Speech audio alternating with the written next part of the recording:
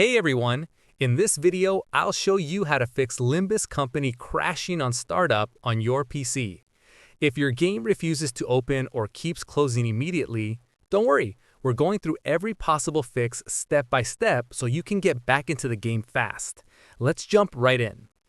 First, make sure your PC meets the game's system requirements.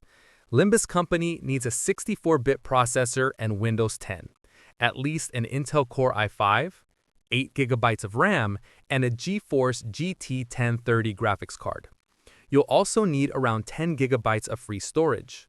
If your setup is below that, it could be the reason the game won't start, so upgrade what you can before trying the next steps. Next, run the game as an administrator. Right-click on your Limbus Company shortcut or .exe file, go to Properties, then the Compatibility tab. Check the box that says Run this program as an administrator, hit Apply, then OK. Now launch the game again. If you're using Steam, do the same for your Steam app. Right-click, Properties, and enable Run as Administrator. If the game still crashes, try disabling full-screen optimizations.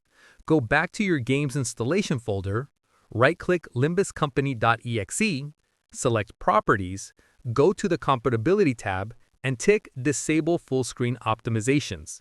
Click Apply and OK. This fix helps if your system is having conflicts with Windows display settings. After doing this, try launching Limbus Company again. Next up, update your GPU drivers. Press Windows plus X, click Device Manager, then expand Display Adapters. Right-click your active graphics card and choose Update Driver. Then click Search Automatically for drivers. Windows will find and install the latest driver. If it doesn't, visit your GPU's official website, NVIDIA, AMD, or Intel, and download the newest version manually. Once done, restart your PC and try launching the game again. Another crucial step, update Windows itself. Press Windows plus I, go to Windows Update, and click Check for Updates. If you see any pending updates, install them and restart your computer.